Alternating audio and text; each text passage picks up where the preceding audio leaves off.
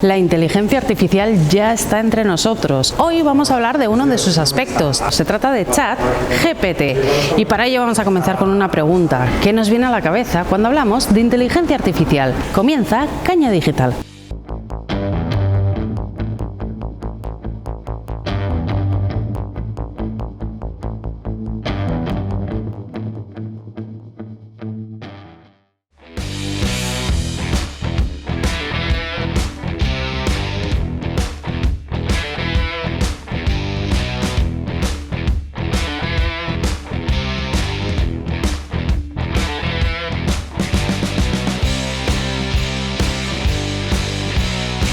Que de cara al futuro las personas que estén más acostumbradas a interactuar con sistemas de inteligencia artificial son aquellas que van a tener más oportunidades. Está claro que es una tecnología muy potente, pero a mí lo que me cuesta ver es pues todo el impacto y cómo va a poder encajarse dentro de todo el resto de cambios que está habiendo en la tecnología actual.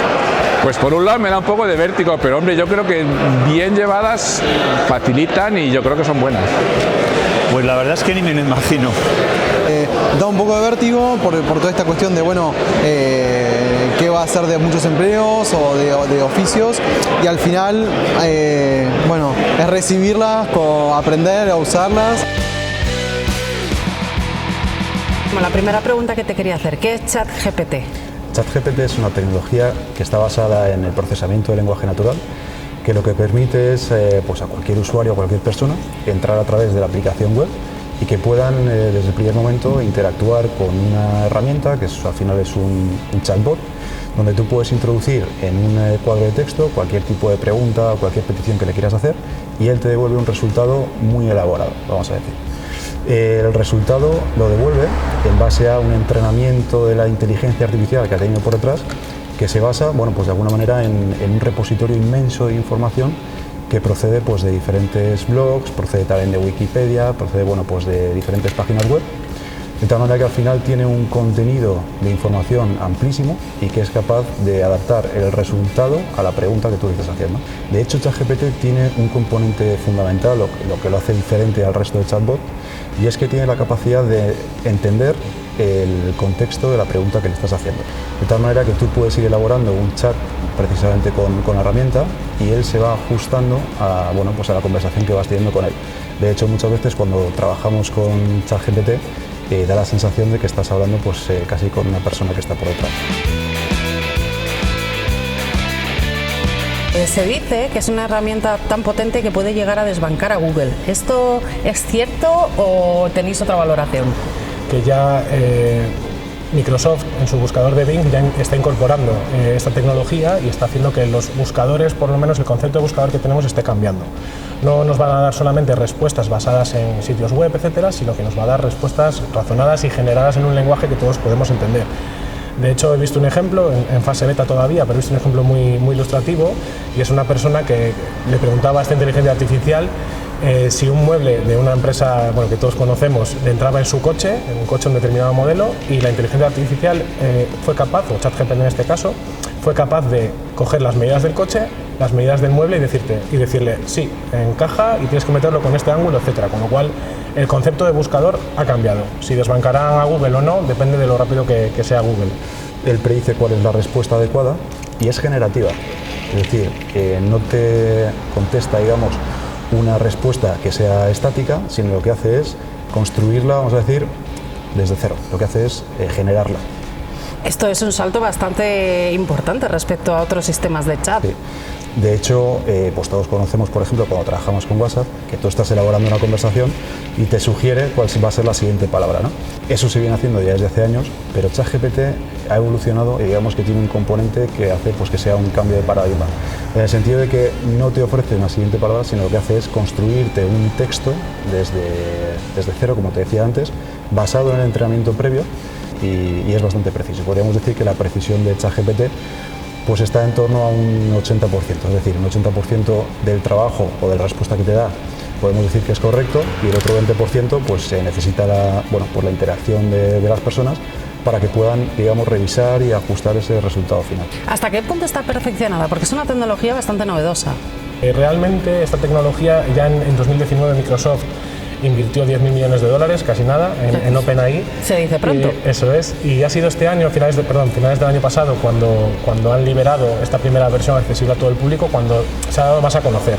Entonces, el salto que se está dando en la tecnología o en la aplicación de esta tecnología ahora es tremendo, precisamente porque está llegando a todo el público. Entonces, es todavía muy perfeccionable. De hecho, los modelos, este tipo de modelos, van entrenándose cada vez más y van perfeccionando sus respuestas. ¿Es gratuita? ¿Es una tecnología gratuita? Tiene su parte gratuita. Tú ahora mismo entras en ChatGPT y puedes interactuar con el chat, con el bot, de forma gratuita, pero estás expuesto a que de repente haya mucho tráfico hacia el servicio y tengas cortes. Entonces existe una opción de pago. Ahora mismo hay una opción que creo que son 20 euros al mes aproximadamente. Con esa no sufres cortes, etc.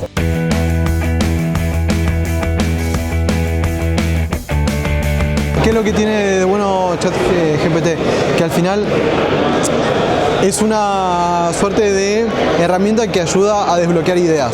Puede o tiene la capacidad de dar un discurso muy bien generado, pero que en determinadas circunstancias pues no tiene la capacidad de saber responder porque no está conectado a un ente donde pueda tener las respuestas a determinadas preguntas que tú le estás haciendo. Se está trasladando lo que decía antes, ¿no? Esa colaboración con otros sectores que puedan usar esa tecnología, como me estás preguntando, y que realmente sea bueno para las empresas de Cantabria. Esto es como un campo para sembrar, ¿no? Es decir, ahí está, es bestial la herramienta y ahora hay que crear muchísimas cosas, pero sí que te puede ahorrar muchísimo trabajo, ¿no? ¿Cómo se puede aplicar este sistema en las empresas? ¿Qué beneficio pueden obtener de él? Pues está claro que nos va a dar una eficiencia o nos puede aportar mucha eficiencia a la hora de generar contenidos, informes, etcétera, ¿no? Eso por un lado y es bastante claro. Pero por otro lado, y es en base a la experiencia que estamos teniendo en el Grupo Goz, nos está permitiendo fomentar la cultura de la innovación. ¿Por qué? Porque es una herramienta tan sencilla de utilizar y de entender y con resultados tan inmediatos que está haciendo que la gente que suele ser más reacia al uso de estas tecnologías pues se interese mucho por ellas, y no solo en este concreto, en ChatGPT, sino en otras como modelos de Machine Learning, visión artificial, etc. Y estamos pensando precisamente cuáles son los casos de uso que podemos desarrollar. Algunos de ellos, ¿cuáles pueden ser? Pues, por ejemplo, podemos pensar en cada uno de los departamentos. Pues en un departamento de administración nos puede ayudar, por ejemplo, en hacer las nóminas, por ejemplo, te puede ayudar a generar un balance, por decirlo de alguna manera. En recursos humanos podría ayudar pues, para hacer una selección de candidatos o, por ejemplo, para hacer una búsqueda de estos candidatos. O incluso, si lo vemos de una manera más transversal, podría llegar a... Es decir, nosotros podemos llegar el día de mañana, llegas a tu trabajo, abres el portátil y si estás trabajando con ChatGPT y pudiera estar integrado, por ejemplo, con Outlook, lo que podríamos llegar a hacer es que en lugar de tener que revisar todos los correos que tengas en la bandeja de entrada, pues directamente te haya hecho un resumen de todos ellos, te los haya priorizado, incluso que te les podría llegar a contestar el mismo.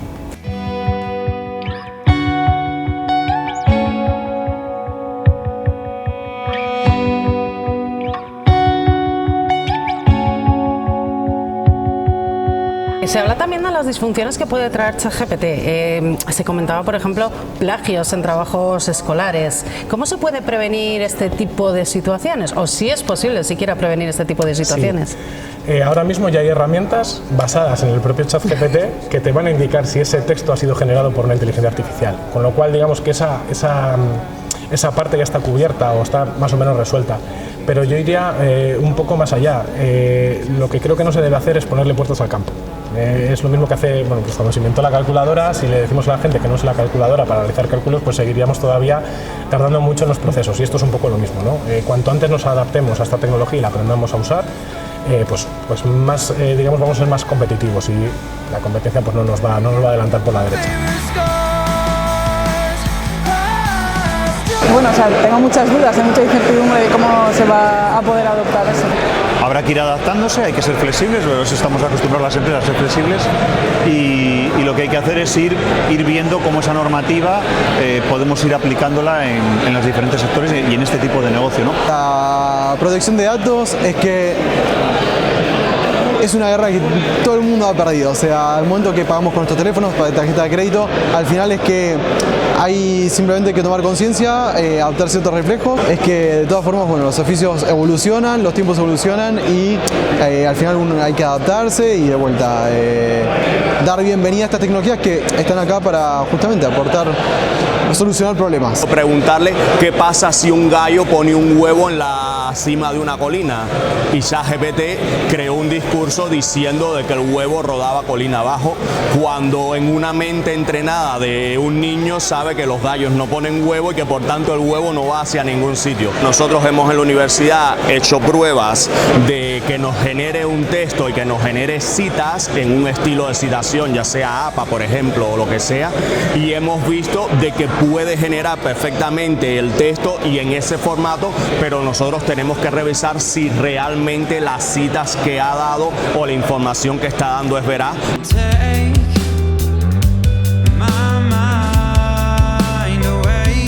Bueno, ¿y qué os aporta a vosotros que existan espacios como Caña Digital, con estos espacios de encuentro con otros empresarios? Bueno, pues es súper interesante. Lo primero, pues crear estas sinergias entre empresas, ¿no? Con LIS, con el resto de empresas que van a asistir.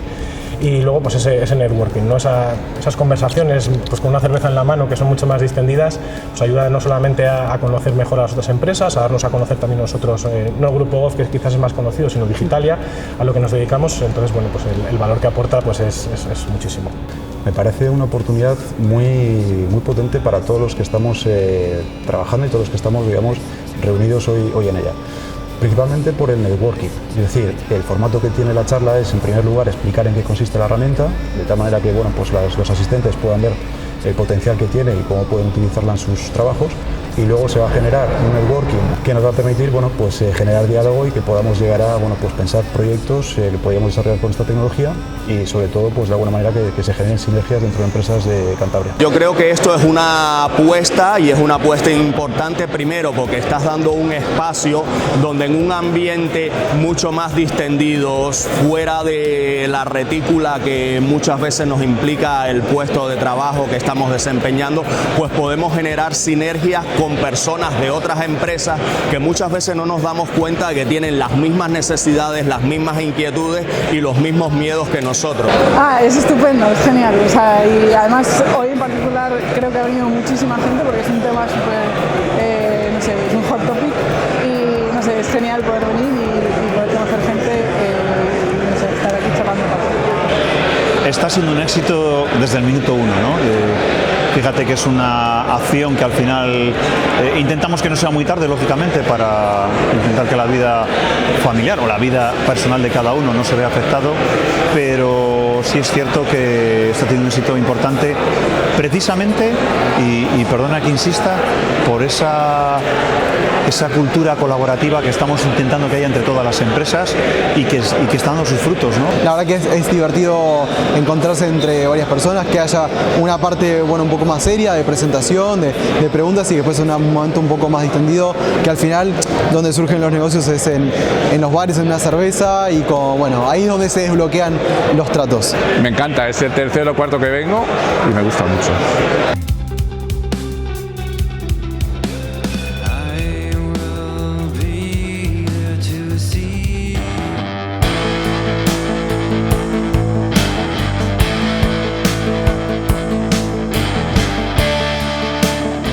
Hemos cambiado de escenario, nos hemos venido hasta el espacio IBE aquí en la COE, y es que queremos hablar con Rafa Gutiérrez, director general de Victoria. Rafa, cuéntanos, ¿qué vienes a contarles hoy a los participantes en esta conferencia? Bueno, hoy un poco lo que queremos hablar es de reputación, ¿no? de lo importante que es este activo actualmente para las compañías y cómo también cualquier tipo de empresa puede preocuparse de ella, puede construirla y puede conseguir que sea algo que resulte no solo meritorio, sino que produzca que haya un beneficio para cualquier empresa. Bueno, pues es un concepto realmente complicado, ¿no? Porque podemos definirlo pues, como el conjunto de aspectos que hace que las empresas luego tengan la valoración realmente que tienen, ¿no? Es algo absolutamente intangible, es algo que es muy difícil de medir y por eso genera tanta conversación y por eso genera tanta controversia. ¿Y cómo se mide la reputación en una empresa? Por definición es un intangible, ¿no? Lo que pasa es que la percepción que sí que tienen todos los directivos actualmente en las empresas es que es muy relevante y es muy importante, porque cada vez se tiene más conciencia de la necesidad que tienen todas las organizaciones de encajar con su entorno, ¿no? Y una de las cuestiones fundamentales para que encajes con otros, con tus grupos de interés, es tener una buena reputación. Bueno, pues es un factor capital, ¿no? Pues en tanto y cuanto depende de cómo te perciben los demás y del grado de coherencia que tú mantienes entre lo que haces y lo que dices que haces, ¿no? Que suena así como muy metafórico, pero que es la clave del asunto, ¿no? Ser coherente en todo lo que haces. La reputación es lo que englobaría toda esa imagen que se queda grabada en los clientes y en las demás personas de la sociedad. En realidad es lo que te coloca, ¿no? Lo que te sitúa en un sitio en vistas a los demás, ¿no?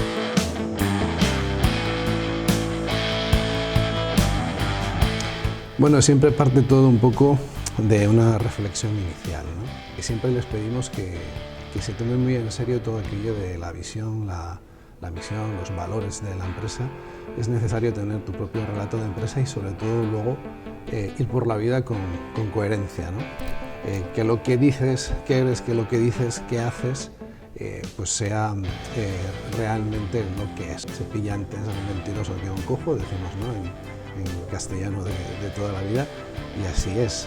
Es que es un conjunto de cosas, ¿no? Quizá la más importante es encontrar cuáles son tus valores, qué es lo que te hace diferente, encontrar un poquito tu historia, ¿no? Tus valores corporativos propios y construir, cimentar tu empresa en torno a esto.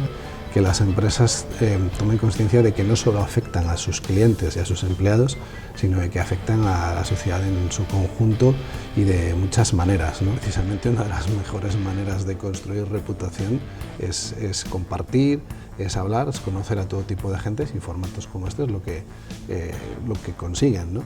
Que todos tengamos un punto de protagonismo y que todos nos vayamos de aquí con dudas aclaradas, con más agenda y bueno, con una satisfacción superior. Pues me parece genial que puedas venir a un sitio donde te puedan ayudar de una manera mucho más cordial, no tan formal, que tengas la posibilidad de preguntar aquellas dudas que tienes en particular, no un mero discurso, que vengas, te suelten y ya está. Venimos primero también al nuevo espacio IBI, que nos encanta, y espacios así son muy necesarios aquí en Santander, porque como emprendedora, que emprendí hace 5 años, Santander necesita este empuje de movimiento, de networking. En las ocasiones anteriores en las que he acudido como asistente es muy reseñable la complicidad que hay entre el ponente y los asistentes, el grado de confianza, de poder preguntar abiertamente, el hecho de que confluyan muchos niveles juntos y que las dudas de uno enriquezcan a otros.